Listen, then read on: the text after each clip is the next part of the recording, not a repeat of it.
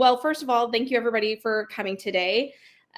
This is kind of our first general assembly of sorts, the first year under our belt where we actually had an agenda for the year, some objectives, and some actual accomplishments and goals beyond just getting set up foundationally. So we're gonna go ahead and get started right now. And yeah, so let me just start this presentation. Ben is going to go ahead and cover just like a couple of basics and introductionary pieces of like who USA Roundnet is, what it is we do, how we kind of function. So I am going to go ahead and let Ben take it off from here. Thanks, Jackie. So I'm going to talk a little bit about USA RoundNet's connections with other organizations and then dig a little deeper on some of our functions. So, what is USA RoundNet? So USA RoundNet is the nonprofit national governing body for the sport of roundnet in the United States. And as far as some of our initial connections we have in the sporting world, one of the primary ones is the International Roundnet Federation. That's the IRF. So the IRF works with NGBs like USA Roundnet and lots of other countries around the world to facilitate international growth of the sport, structure, competition, and advancing standards. As far as things looking more inward in the United States that are on our radar, the United States Olympics and Paralympic Committee, or USOPC, is more or less the advocate for all sports in the U.S. So when we think about things like working towards the Olympics, the USOPC houses all of the United States national governing bodies for various sports. And when we think about Team USA at the Olympics, that's kind of all going through the USOPC, where the IOC is the International Olympic Committee. So see those parallels between the IRF and IOC for Roundnet and the USOPC. And as we build up USA Roundnet as an NGB and work towards gaining membership within USOPC, that'll continue to create opportunities for our sport to flourish by being able to tap into resources as a nonprofit, as a collective across the country that we really haven't had access to before as a sport and as a community in the U.S. So we're really excited about continuing to hit some of these organizing milestones along the way to earning further status in not only the international roundnet community, but also in the United States Sporting Committee. And last and probably most are LROs. Sometimes think of them as the lifeblood of roundnet because at the local level, that's really where roundnet and magic happens with getting introduced to the sport, getting hooked at your first tournament. And so for USAR, something we're working closely with is trying to understand how we can uplift and provide resources for LROs across the board so that they can tap into the resources we can provide them. And in turn, LROs can continue to promote the sport to more people and bring them into not only their local communities, but also get them tapped into the broader national community that USA Roundnet is building across the country.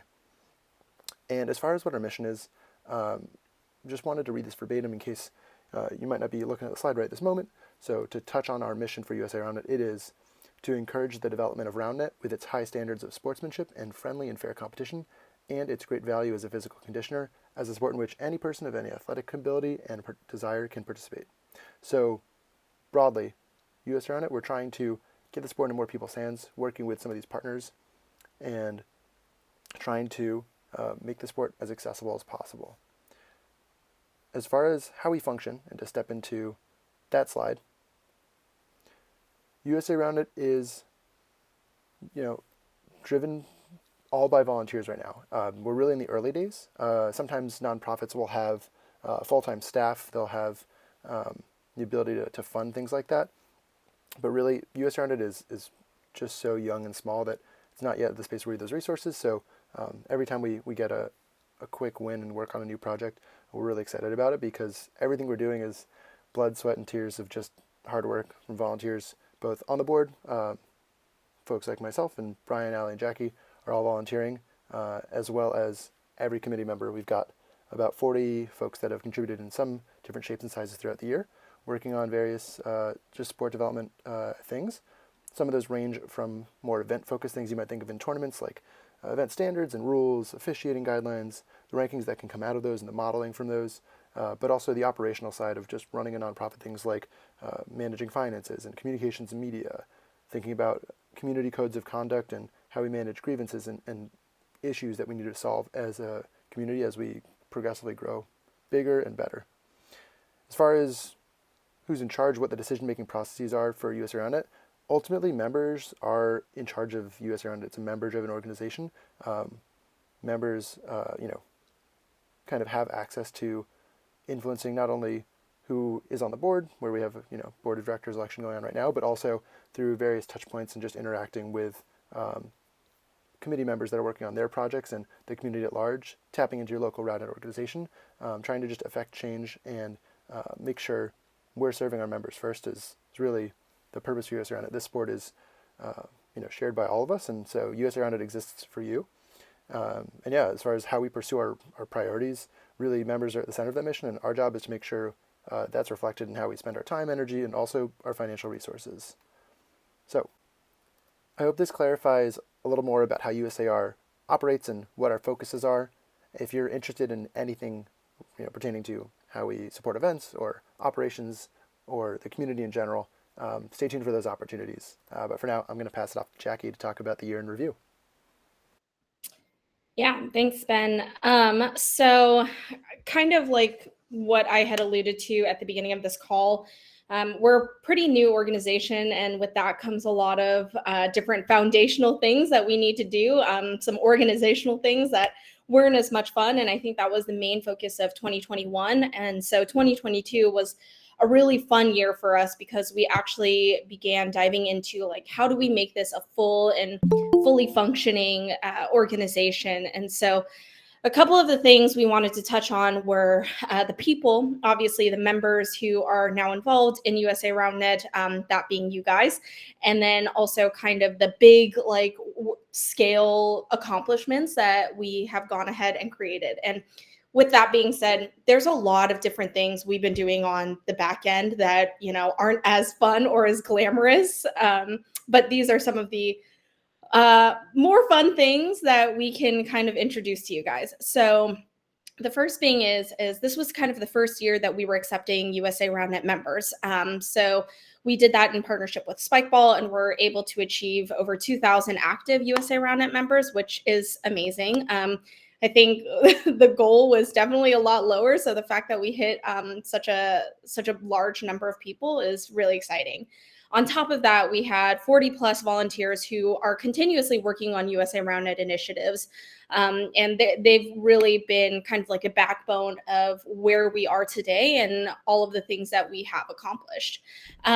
With that, we had over 70 certified observers, which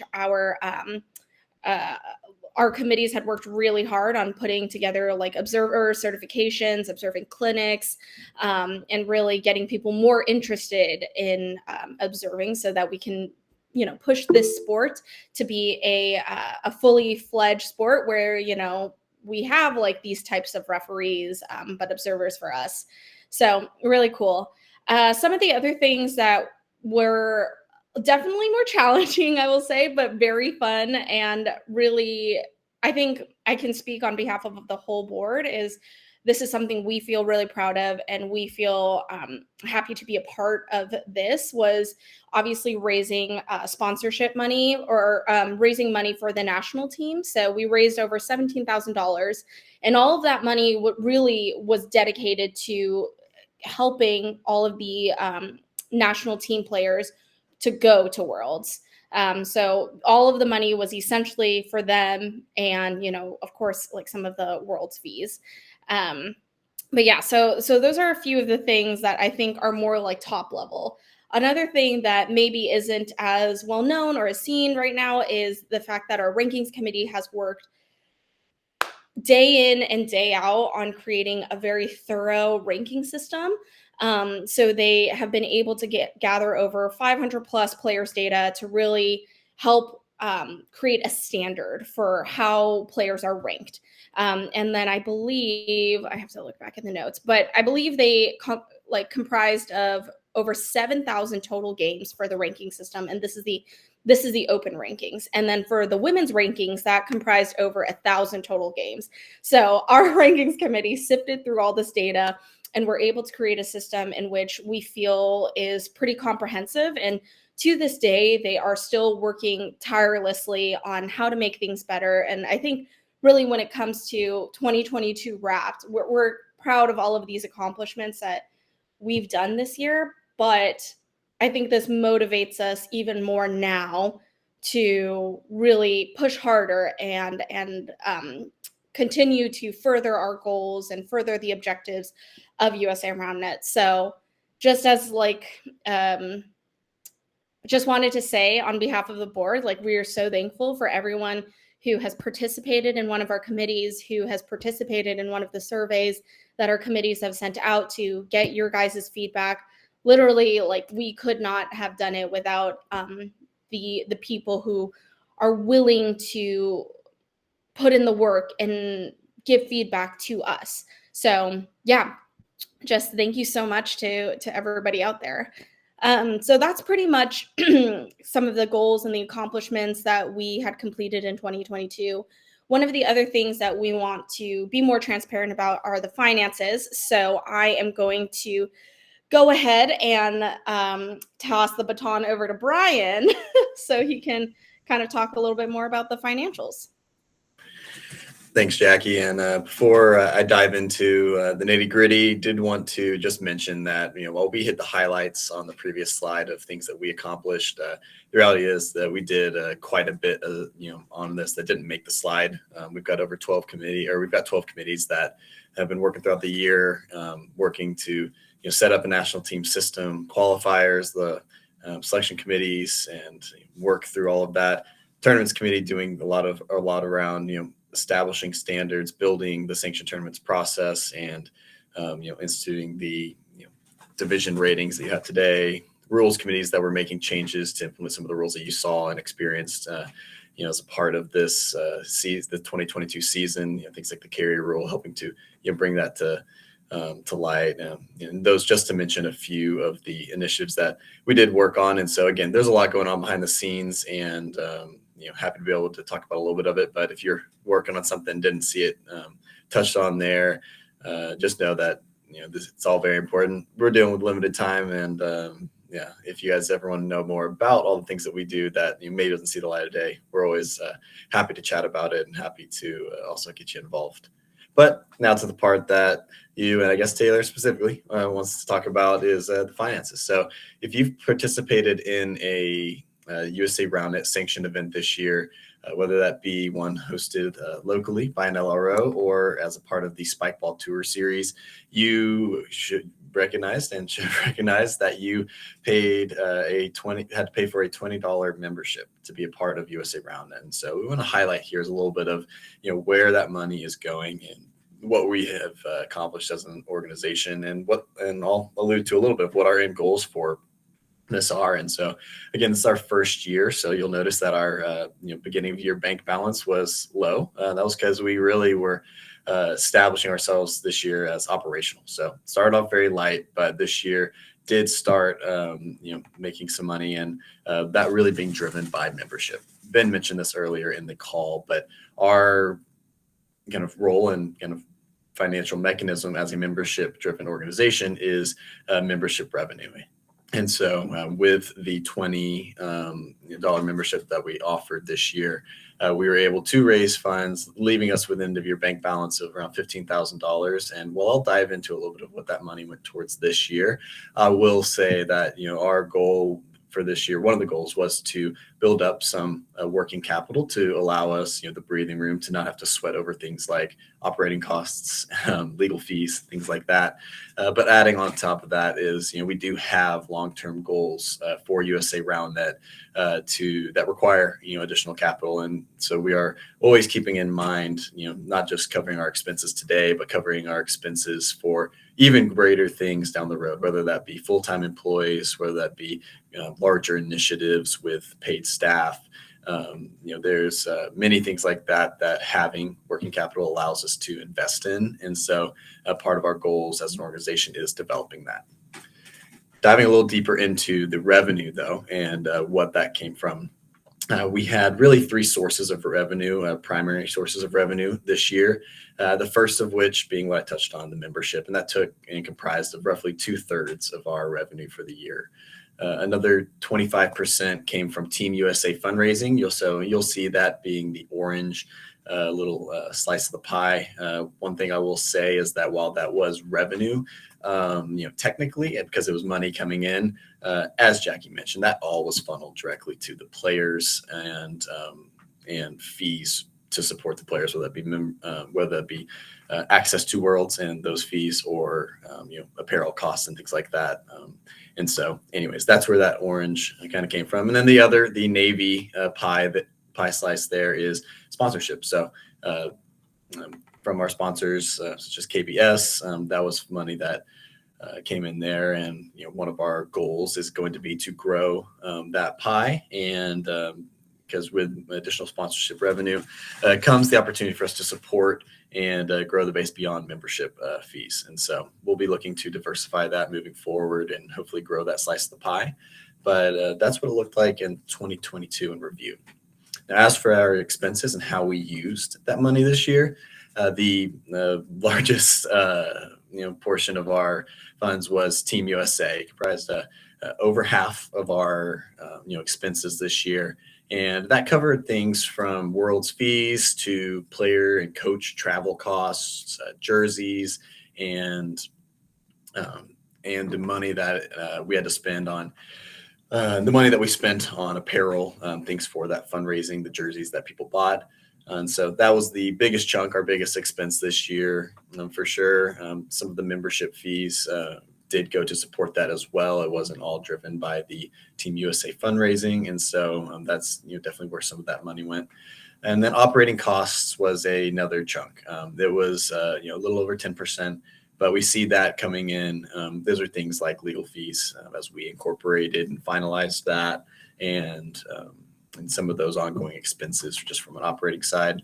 We won't dive into that because it's boring. And the other thing that I want to call out here, there's some other things, but the main one being the orange slice, which is insurance. And so this is something that we offer as a perk and benefit to the LROs and tournament directors who are hosting USA Roundnet sanctioned events. And so and for those who don't know, I'll expand on that a little bit, is that for every sanctioned event that takes place, USA Roundnet covers event and membership and player coverage.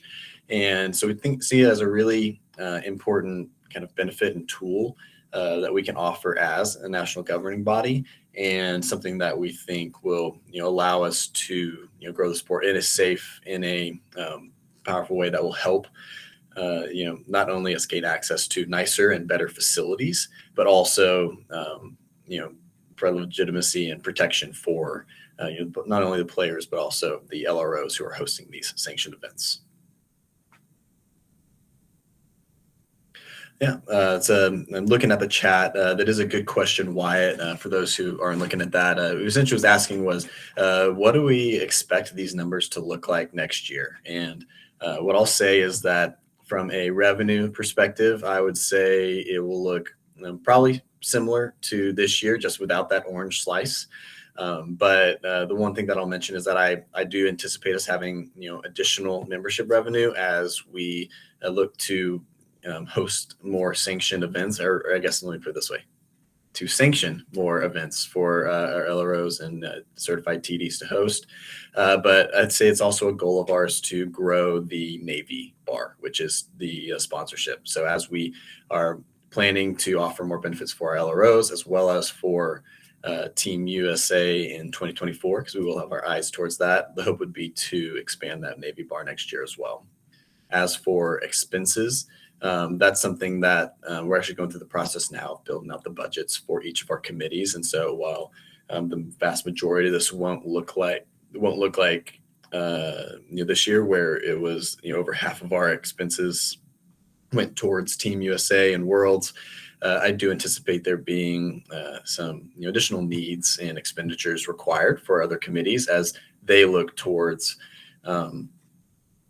as they look towards their needs, things that they can now accomplish with money, and so that'll be a big thing. And another thing that we are noting there that I will note is that while this year we were having to do everything at the same time, get organized, fundraise, while also sending a team to the Worlds, we do have our eyes on the 2024 World Championship and recognize that while it is 2 years away, it is also only 2 years away, and we don't want to be caught off guard.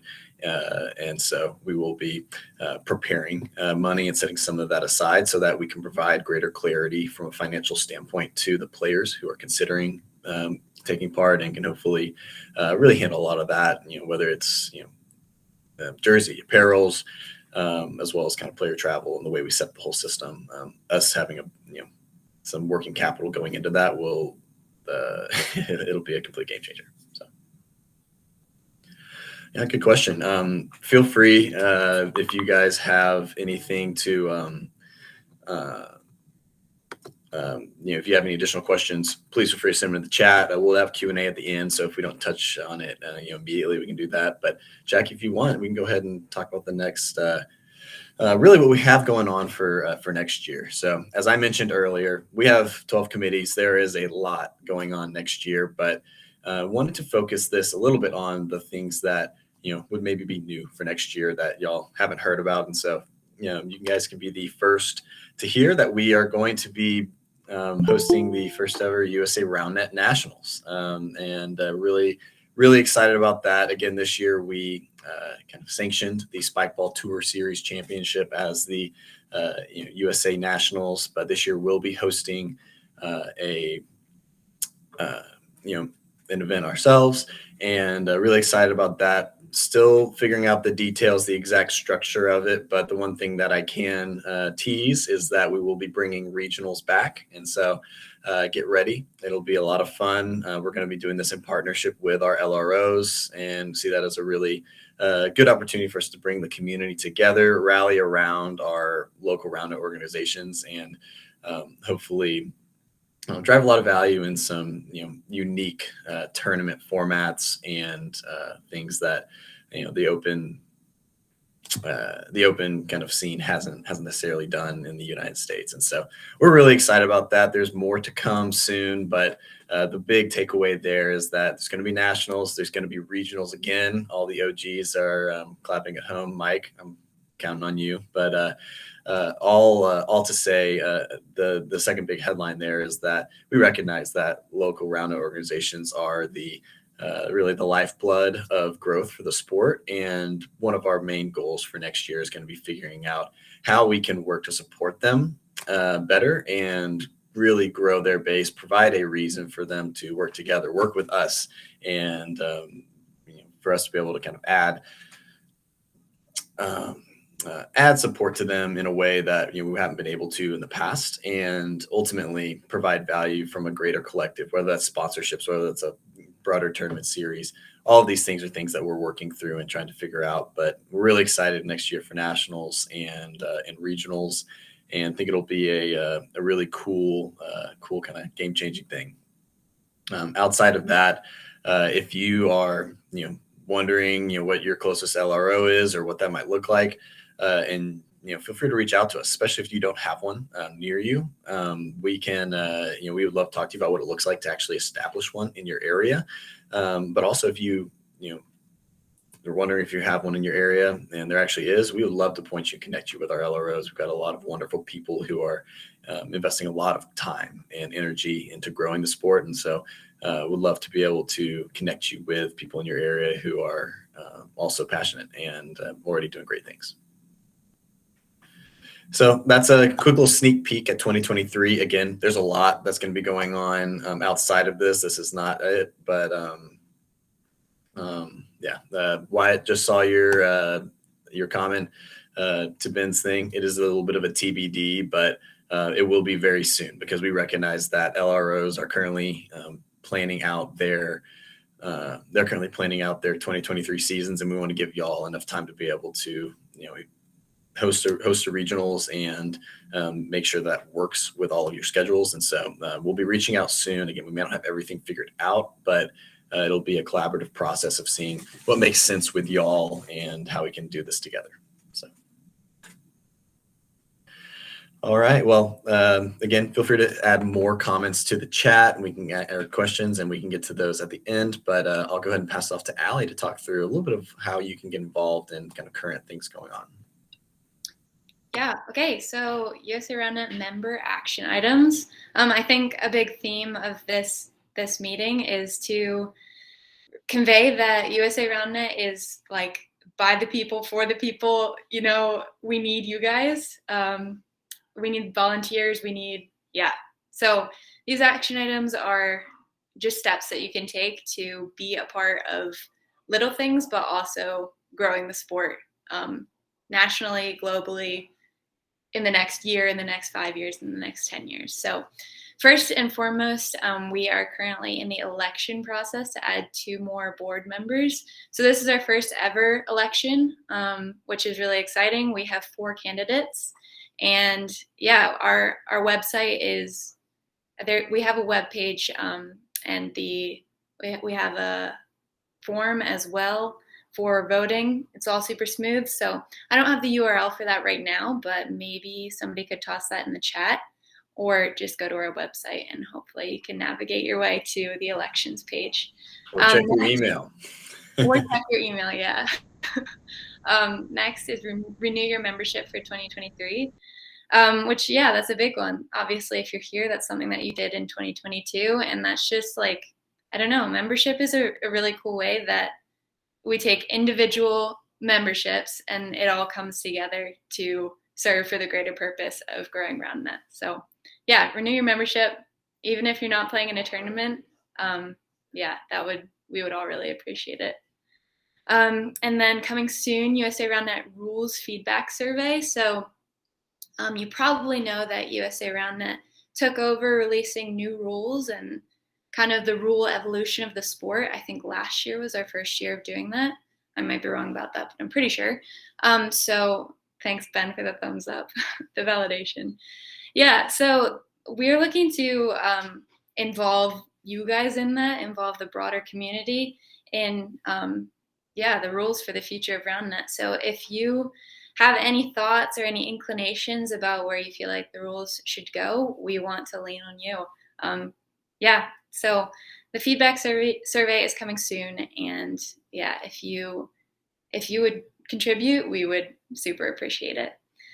And then next, want to work on the USA RoundNet project. So projects will probably be opening in the new year, and that's just like, it'll kind of be catered to you. So whatever your specialty is.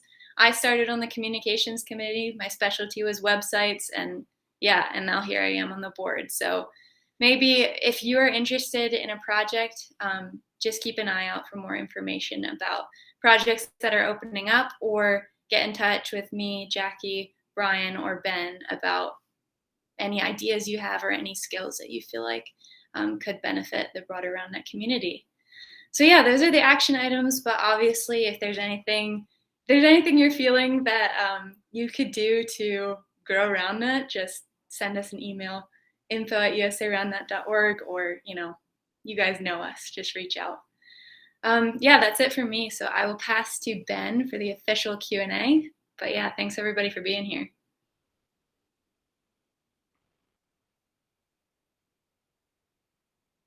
Yeah, thanks everybody for the engagement along the way. And as far as the Q&A goes here, if you've got any questions, kind of anything goes. I know y'all had some really, I thought, well-timed questions right along with what we were discussing, so that was fantastic. If there's any questions you have, that's great. I know the only other thing that's not showing on this slide is if you just have any comments, general areas of focus you're wanting us to think about that, is passion area that maybe is a project that we should be thinking about rolling out in January or later in the year 2023. We're happy to capture all of that. There's a lot of passionate thinkers here, and we want to make sure y'all are going away from this meeting feeling informed and as excited as we are about pushing the sport forward. Looks like we... I feel like we do this every call, Brian. Taylor, it looks like Taylor has a question. He says, I'm curious to know more in depth on how the committee's process will work now that we are shifting to project based and not topic based. So I think. I can speak to that. Okay, perfect. So again, still in the process of fleshing out exactly what that will look like for each committee, Taylor. But in short, we're working to identify what things each committee works on that are done on an ongoing basis. Something like managing insurance requests for sanctioned events, or something that'll be an ongoing request, and isolating that from tasks that are maybe more project based with a defined start and end date, something like planning an event or planning, setting up something that won't necessarily go on to perpetuity. And that'll be, something that'll fall more into a project based thing. And so the idea here is, how can we provide more clarity to our committee members on what, expectations are around the work that they're doing. And so for those ongoing tasks, we'll have identified people and roles to fill and do these specific things that have kind of defined time commitments, and allows us to manage that much more clearly. And then for those things that are more project based, being able to define what that project and task looks like beforehand, and then staff that with people who have expressed interest in working on that. And then and what we really see this as being able to provide a significantly better experience for our committee members, so that they have a good idea of what's being asked of them up front, rather than what we've noticed in the past being a little bit hard to define, of like, oh well, sometimes it'll be 5 hours a week and sometimes it'll be 15 hours a week, but just like every once in a while. And so I feel like being able to add greater clarity to that would be a really win-win for USC Brown and the individual committee members. The only thing I want to tack on to that really comprehensive answer is like put it to a point. Roundnet is really fun to play. I don't think anybody gets into Roundnet by wanting to organize or build the sport. And so trying to make that part of it, the building of Roundnet, as accessible as possible to wherever people are coming into the sport and wherever they're at, so they can put their phones down and still get to go play, is kind of what drives that. So, but yeah, great question. Definitely important to balance that with all the ongoing priorities.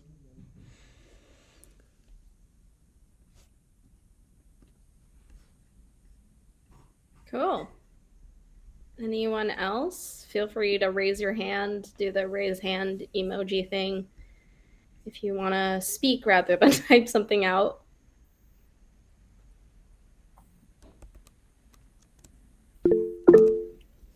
Yes, Jake.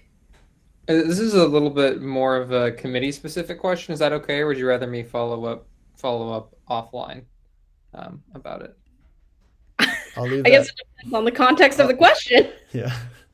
So one thing that I noticed was that there's kind of a move to have more of these squad tournaments, and then kind of from like a rankings committee data perspective, trying to come up with a solution for that, I think would be one question. Is there like whether the best way to do that? Yeah, I can try. So I think that might be a kind of question, Jake, that gets thrown right back at you. For those who don't know, Jake is one of the volunteers who works on the rankings committee. It's a good question, both from a literally how do we do the rankings of it, and then that's like more on the data side, and on the logistics side, how do we actually document it properly within right now. All sanctioned events go through Fuengo with our membership, things like that. And I would also just like tack on to the end of that, is I think Ben had alluded to this earlier in the call, that we take a lot of inspiration from other sports, and I would empower all of our committees and committee members to really not think too hard to where you feel like you have to reinvent like the wheel, but like look to see how other sports had handled a situation like that, and how we can make it like more applicable to Roundnet. So just doing like being a little bit more research heavy, so we don't have to do like the heavy lifting on some of these things, like, right, like some other sports have potentially created that standard, and we can look to them for guidance, while also adapting it and making it our own. if anybody else wants to take it, otherwise I can. I think from Brent is, when will we learn more about how LROs will be supported going forward? As the lifeblood, would love to hear more about this. I'm happy to take this if that's okay. Or Brian, you're coming off mute. No, I was gonna say I'll let you go first this time, and I'll follow up. Perfect. I was gonna say I'm the verbose one, so you do have to put a pin on it at the end.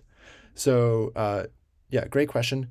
I know actively right now the partners organization or partners committee within USA Rounded is kind of having some one-on-ones with really every single LRO that we can get into contact with to kind of lay out more specifics that we've talked about here about supporting LROs. But among other things, I think the biggest puzzle that team's working on for partners and in concert with LROs is trying to define more clearly what are the expectations of what an LRO does, as far as what's the extent of events that they're organizing that are sanctioned with USA Around It, and kind of tapping into this broader ecosystem and connecting with the rest of the country. And in turn, what resources can we bring to you aside from the ones mentioned along the lines of insurance? What kind of partnerships can we scale collectively by having all of these LROs come together, run sanctioned events, tapping into this regional and national championship model, and be able to take some of those resources and bring them back to our local orgs is really exactly what we're going for from a high level. As far as specifics go, that's really what we're trying to get some more rubber on the road for you, Brent. So if there's anything unanswered there, feel free to chime back in or add more in the chat. Brian, I'll throw if you've got anything else to add.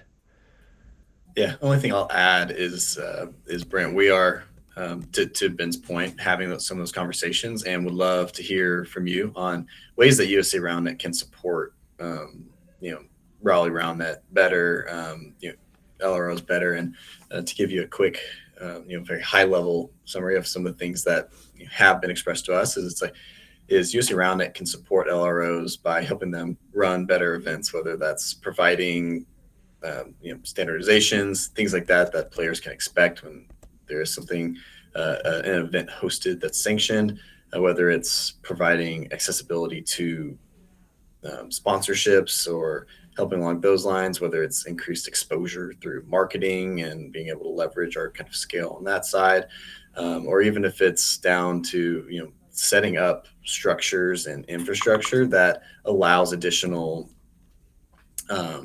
revenue to ultimately flow to, and more people playing in LRO tournaments and things along those lines. And so those are all things that have been expressed to us as these are ways that USA Roundnet can help, again, at a very high level. And so part of our job and what we're doing and working for 2023 is how can we take that and with what we'll do, come up with something that checks some of those boxes, and ultimately how do we build kind of a 5-year plan that'll allow us to deliver more value, even if we can't do it this year, down the road, and provide something that says here's what an LRO looks like in 5 years, and here's how it's supported by USA Roundnet. Here's what being involved and integrated with USA Roundnet can really do for you.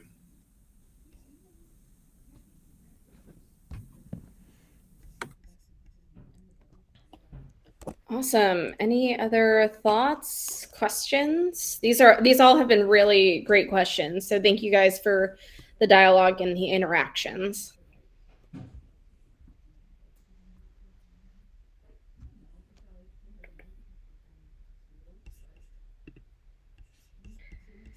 Going once, going twice. Okay, cool. Well, again, thank you guys all so much for coming tonight. And thanks, Tommy. Yeah, so thank you all for coming tonight and just engaging in the dialogue with us. It is really important that we get your guys' feedback, that we hear some of these questions, because I think it helps the board be able to prioritize what it is the members are looking for and what our members also feel like might be the best initiatives for us to strategize and create as new objectives in the coming years. So we hope to be doing these a little bit more often and give you guys a little bit more fair warning. So bear with us. And yeah, just as Ben said in the chat, just email us at info@usaroundnet.org if you guys have any sort of thoughts, questions, concerns that maybe you weren't super comfortable sharing on this platform. But yeah, any final thoughts, words from the rest of the board members beyond a huge thank you to everyone? Great. Yeah, thank you guys all so much. And we look to engaging with you guys in the new year. So talk to y'all later. Thanks, y'all. Yeah, thanks for coming. Bye.